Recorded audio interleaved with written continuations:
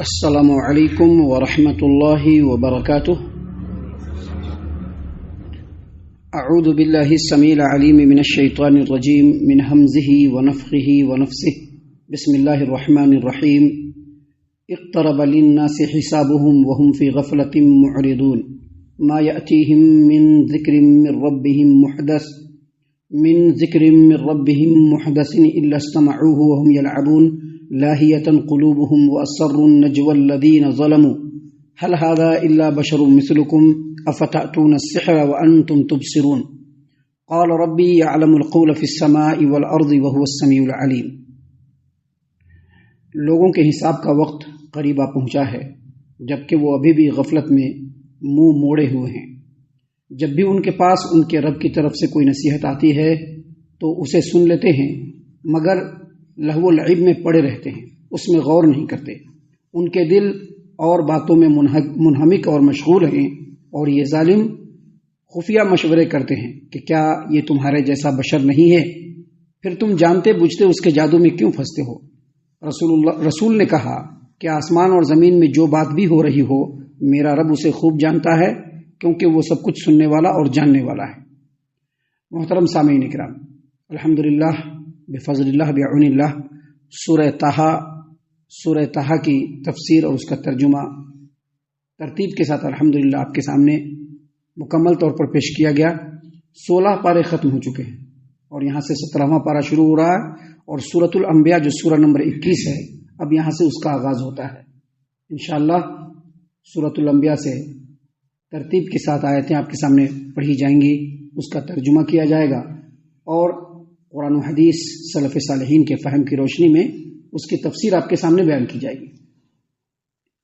دیکھیے سورۃ الانبیاء سورہ نمبر 21 اور اسی سورت سے آیت نمبر 1 سے لے کر کے 4 تک آپ کے سامنے تلاوت کی گئی۔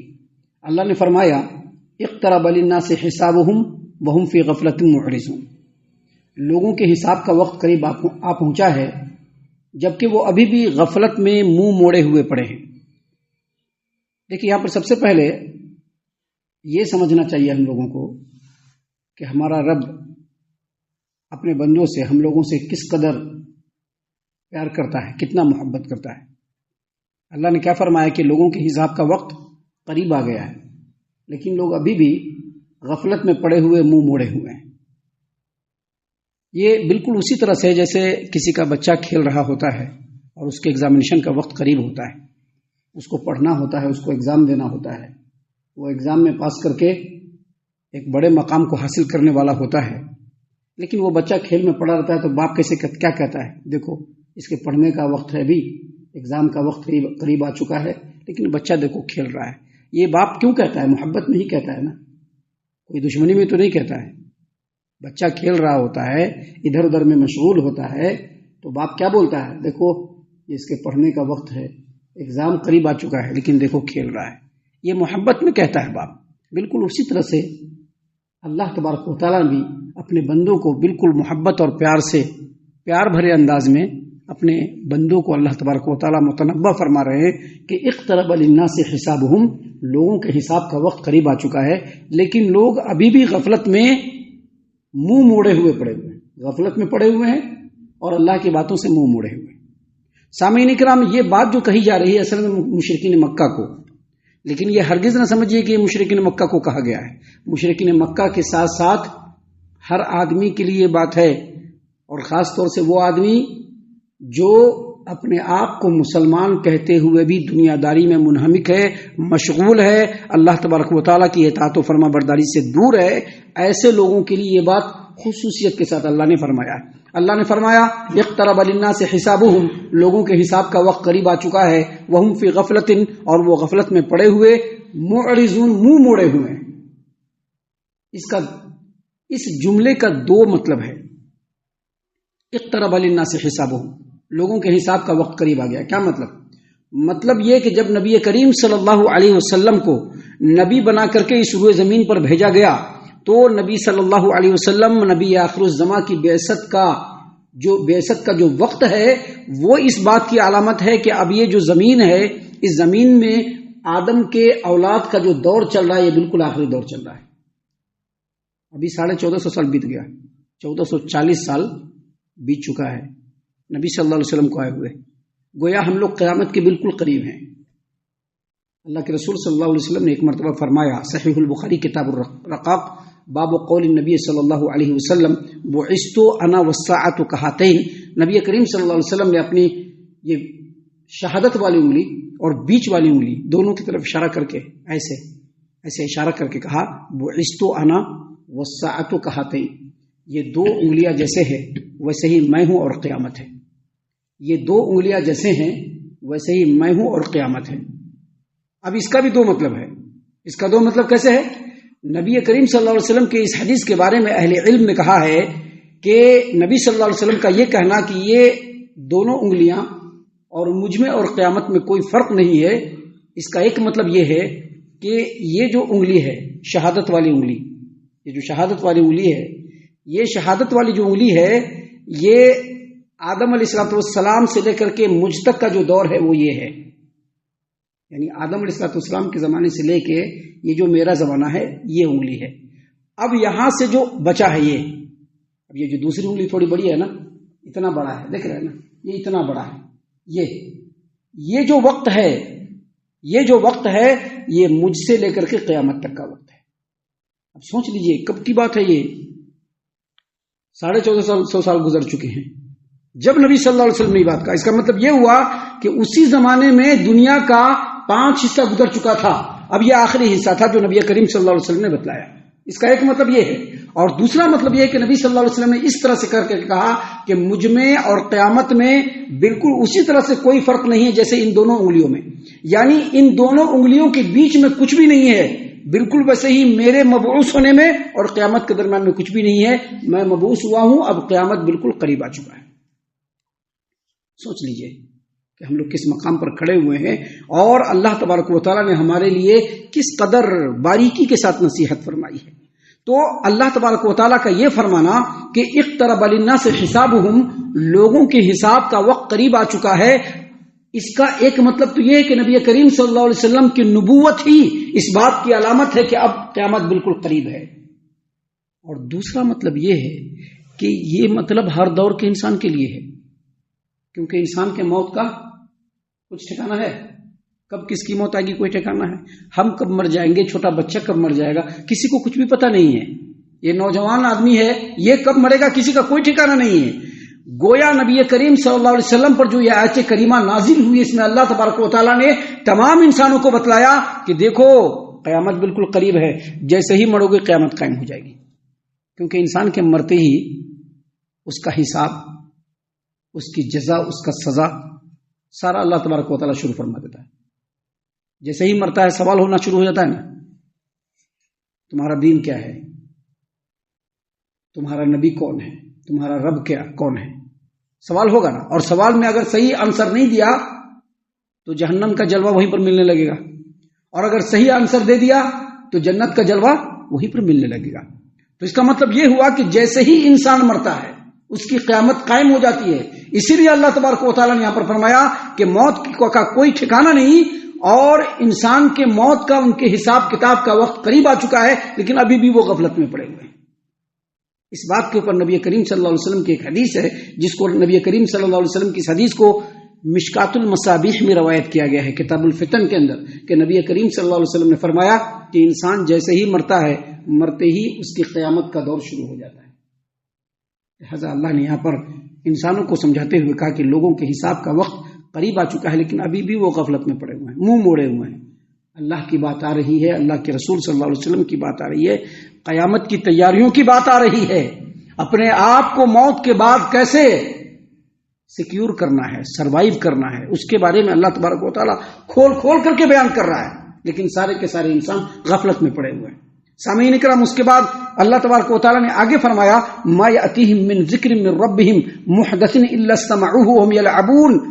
اور جب بھی ان کے پاس ان کے رب کی طرف سے کوئی نئی نصیحت آتی ہے تو سن لیتے ہیں، مگر لہو و لعب میں مشغول ہو کر کے اس پر غور نہیں کرتے. مشرکین مکہ کے لیے کہا گیا ہے کہ جب بھی ان کے پاس کوئی نئی آیت نازل ہوتی ہے، اللہ کے رسول صلی اللہ علیہ وسلم پر کوئی نئی صورت نازل ہوتی ہے، کوئی نئی آیت نازل ہوتی ہے، تو ان کے سامنے پڑھا جاتا ہے، وہ سنتے ہیں، لیکن سننے کے بعد اس کان سے سنتے ہیں، اس کان سے نکال کر کے اپنے دنیا داری میں مشغول ہو جاتے ہیں۔ یہ کس کے لیے کہا گیا؟ مشرکین مکہ کے لیے کہا گیا۔ لیکن اگر آج دیکھیں گے تو یہ آیتیں ہم لوگوں کے لیے ہے، کیونکہ ہمارا حال بالکل اسی طرح سے ہے۔ ہم تو کسی کو مشرکین مکہ کی طرح سے کافر تو نہیں کہہ سکتے ہیں، لیکن چال چلن تو بالکل مشرکین مکہ والا ہی ہے۔ چال چلن ہم مسلمانوں کا بالکل مشرکین مکہ والا ہے۔ جیسے مشرکین مکہ کے پاس نبی کریم صلی اللہ علیہ وسلم آیتیں پڑھ کر کے سناتے تھے، اور سننے کے بعد اس کان سے سن کر کے اس کان سے نکالتے تھے، اور پھر وہ اپنی دنیا داریوں میں مشغول ہوتے تھے، بالکل آج کا مسلمان ویسے ہی ہے۔ سنا اور سننے کے بعد اس کان سے سنا، اس کان سے نکال دیا۔ کچھ لوگ خاموش ہو کر کے سن لیا اور خاموشی سے اپنے راستے میں چل پڑے۔ کچھ لوگ سننے کے بعد کہتے کہ مولوی صاحب کا بس یہی کام ہے، اور کچھ لوگ سننے کے بعد کہتے کہ چھوڑو اسے، ہم لوگوں کیا مطلب، بس کھائیں گے پیئیں گے عیش کریں گے۔ تو اللہ تبارک و تعالیٰ نے یہاں پر ہم مسلمانوں کو کہا ہے کہ ان کے پاس جب بھی ان کے رب کی طرف سے کوئی نصیحت آتی ہے، سنایا جاتا ہے، تو سننے کے بعد سن لیتے ہیں لیکن غور نہیں کرتے ہیں، اپنے دنیاوی کاروبار میں، اپنے انٹرٹینمنٹ کے چیزوں میں مشغول ہو جاتے ہیں۔ سامعین کرام، اس کے بعد آگے اللہ تبارک و تعالیٰ کا یہ ساری باتیں مشرکین مکہ کے لیے ہو رہی ہیں، یاد رکھیے گا۔ لیکن اگر اس میں سے کوئی بھی صفت ہمارے اندر پائی جاتی ہے تو سمجھ لیجئے کہ ہمارا چال چلن بھی اور ہماری صفات بھی مشرکین مکہ کی طرح سے ہی ہے۔ اللہ تبارک و تعالیٰ نے آگے فرمایا، لاہیۃ قلوبہم واسروا النجوى الذین ظلموا هل هذا الا بشر مثلکم افتأتون السحر وانتم تبصرون۔ ان لوگوں کے دل دوسری باتوں میں منہمک رہتے ہیں۔ کن باتوں میں؟ اپنے دنیا داری کی باتوں میں، عیش و آرام کی باتوں میں، لہو و لعب کی باتوں میں۔ آج دیکھیے ہم لوگوں کی دل بھی دوسری چیزوں میں مشغول ہے نا۔ قرآن پڑھا جاتا ہے، قرآن کی آیتیں پڑھی جاتی ہے، لیکن ہمارا دل کہاں مشغول ہوتا ہے؟ موبائل کے اندر مشغول ہوتا ہے کہ نہیں ہوتا ہے؟ دنیا کے کاموں میں مشغول ہوتا ہے، اپنے کاروبار میں حد سے زیادہ مشغول ہوتا ہے۔ کاروبار میں مشغول نہیں ہوئیے ایسا نہیں کہا ہے، موبائل مت دیکھیے ایسا نہیں کہا گیا ہے، لیکن جو شرعی اعتبار ہے اور جو شرعی طریقہ ہے اس طرح سے دیکھیے، کاروبار کیجئے، شرعی انداز میں کیجئے۔ اللہ تبارک و تعالیٰ نے فرمایا ان کے دل تو اور باتوں میں منہمک رہتے ہیں، اور یہ ظالم مشورے کرتے ہیں کہ کیا یہ جو نبی ہے یہ تم جیسا بشر نہیں ہے، پھر تم جانتے بوجھتے اس کے جادو میں کیوں پھنستے ہو۔ اصل میں یہ جو مشرکین مکہ ہے، قرآن کی دعوت سے ان کو سخت الرجی تھی کہ قرآن کی دعوت نہیں پھیلنا چاہیے۔ آج بھی دیکھیے لوگ چاہتے ہیں کہ قرآن کی دعوت نہ پھیلے، چاہتے کہ نہیں چاہتے؟ آج مسلمان چاہ رہے ہیں کہ قرآن کی دعوت نہ پھیلے۔ قرآن کا درس اور درس قرآن ہوتا ہے تو ان کے لیے بہت ہی روح کے اوپر بہت بڑا بوجھ گزرنے والا ہوتا ہے، وہ چاہتے ہیں کہ قرآن کی دعوت نہ پھیلے۔ مشرکین مکہ بھی چاہتے تھے کہ قرآن کی دعوت نہ پھیلے، لیکن قرآن کریم کے اندر جو فصاحت ہے، جو بلاغت ہے، جو چاشنی ہے، جو شیرینی ہے، اور قرآن کے الفاظ اور اس کے مفہوم جس طرح سے لوگوں کے دلوں کے اندر گھر کرتے ہیں، اس چیز کو سامنے رکھ کر کے وہ لوگ بھی قرآن کریم کو مانتے تھے، لیکن کہتے تھے کہ یہ جادو ہے۔ اب اس کو روکنے کے لیے ان لوگوں نے دو تدبیر اختیار کی۔ پہلی تدبیر یہ اختیار کی کہ ہم لوگ قرآن سنیں گے ہی نہیں، اور اس کو ان لوگوں نے لاگو بھی کیا، لیکن مکہ کے سردار اس کے اوپر قائم نہیں رہے، چوری چھپے نبی کریم صلی اللہ علیہ وسلم کا کلام سنتے تھے اور خوب ان کو مزہ آتا تھا۔ ایک بار رات کے تاریکی میں کعبۃ اللہ کے سائے میں 3 سردار نبی کریم صلی اللہ علیہ وسلم کا کلام سن رہے تھے کہ ان کا راز فاش ہو گیا۔ راز فاش ہو گیا کہ یہ تینوں سردار جو ہے یہ لوگوں کو کہتے کہ قرآن نہیں سننا اور خود قرآن سن رہے ہیں۔ تینوں نے ایک دوسرے کو دیکھ لیا۔ دیکھنے کے بعد جب بات کھل گئی تو ایک سردار نے ابو جہل سے پوچھا، ابو جہل بھی اس میں تھا، ابو جہل سے پوچھا کہ یہ جو محمد کا کلام تم نے جو سنا، اس سے تم کیا، اس پر تمہاری کیا رائے ہے، تمہارا کیا اس کے اوپر فیڈ بیک کیا دیتے ہو، تمہارا کیا تاثر ہے اس کے اوپر، تم نے جو قرآن سنا تم کیا کہتے ہو اس کے بارے میں؟ تو سیدھا جواب نہیں دیا کہ قرآن کا ہم انکار کرتے، سیدھا جواب نہیں دیا۔ اس نے جواب یہ دیا کہ یہ جو محمد صلی اللہ علیہ وسلم ہے، ان کا جو خاندان ہے بنو عبد مناف، اور جو ہمارا خاندان ہے، دونوں ہمیشہ سے بالکل اس طرح سے ہم پلہ رہے ہیں۔ انہوں نے جو اچھا کام کیا ہم لوگوں نے بھی وہی اچھا کام کیا، جس کی وجہ سے ان کا خاندان اور ہمارا خاندان بالکل برابر پہ ہے۔ اب اگر ہم ان کی نبوت کو تسلیم کر لیں گے تو ہمارا خاندان ڈاؤن ہو جائے گا اور ہم لوگ نیچے چلے جائیں گے اور محمد کا خاندان اوپر ہو جائے گا، لہذا ہم لوگ نہیں مانیں گے۔ اس سے کیا سمجھ میں آیا؟ قرآن سنتے بھی تھے، دلوں پر اثر بھی ہوتا تھا، مانتے بھی تھے، لیکن ماننے کے بعد بھی یہ لوگ آپس میں خفیہ مشورہ کر کے کہتے تھے کہ قرآن کی دعوت کو کیسے رد کیا جائے، کیسے اس کو ختم کیا جائے، اور اس کے لیے یہی پہلو انہوں نے اختیار کیا. کیا اختیار کیا؟ کہ قرآن ہم لوگ سنیں گے نہیں لیکن پھر بھی سنتے تھے. اور دوسرا پہلو اختیار یہ کیا کہ قرآن کریم کے پڑھنے پر پابندی لگائی جائے کہ اگر پڑھنا ہے تو اپنے گھر کے اندر پڑھو یا دل میں پڑھو، زور سے نہیں پڑھنا ہے. کیونکہ قرآن اگر زور سے پڑھیں گے تو ہمارے عورتیں، ہمارے بچے اس قرآن کو سنیں گے تو سن کر کے وہ خراب ہو جائیں گے. خراب نہیں ہوں گے بلکہ وہ اچھے ہو جائیں گے، لیکن وہ نہیں چاہتے کہ وہ اچھے بنے، وہ چاہتے کہ خراب ہو جائیں گے. انہوں نے پابندی لگا دی، اور یہ پابندی نبی کریم صلی اللہ علیہ وسلم کے مکہ ہجرت کرنے تک رہی. اور ایک اور طریقہ اختیار کیا کہ جب بھی قرآن پڑھا جاتا یہ لوگ شور و غل کرنا شروع کر دیتے تاکہ کوئی قرآن سن ہی نہیں پائے. اللہ تبارک و تعالیٰ نے اسی بات کو یہاں پر بیان کیا اور کہا لاہیۃ قلوبہم، ان کے دل تو دوسری باتوں میں منہمک ہے. وَأَسَرُّ النَّجْوَى الَّذِينَ ظَلَمُوا، اور یہ ظالم خفیہ مشورے کرتے ہیں کہ حل ھذا الا بشر مثلکم، یہ محمد تو تم جیسا ہی آدمی ہے. افتأتون السحر وانتم تبصرون، پھر تم جانتے بوجھتے جادو میں کیوں پھنستے ہو؟ اس میں مت پھنسو، اس قرآن کو مت سنو، کیسے بھی کر کے اس قرآن کریم کو سننا بند کر دو. سامعین کرام، اس قرآن کریم کی اس آیت کے اوپر اگر ہم غور کریں گے تو آج بھی مسلمان اور مسلمانوں کا ایک طبقہ بالکل یہی چاہتا ہے کہ قرآن کوئی سنے نہیں. اس کے لیے وہ بہت سارے ہتھ کنڈے بھی اختیار کرتے ہیں.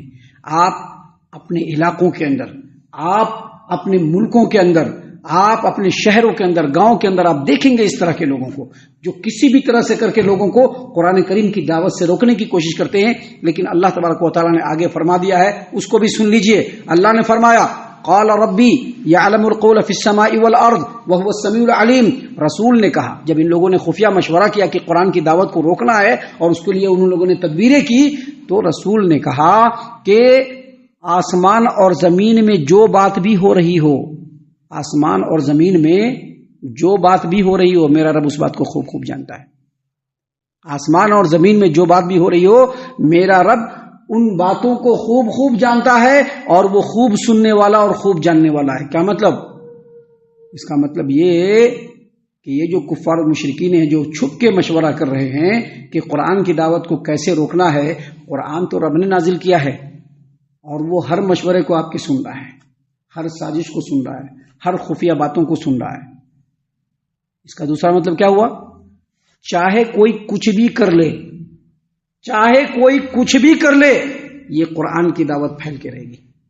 اس کا مطلب بس یہ ہے، اس کا مطلب دوسرا کچھ بھی نہیں ہے.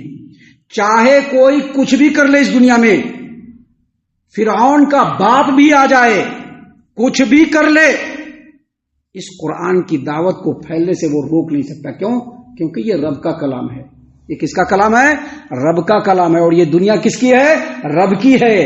اور یہ وہی رب ہے جو محمد کے زمانے میں رب، جو محمد کے زمانے میں رب ہے وہی آج بھی رب ہے.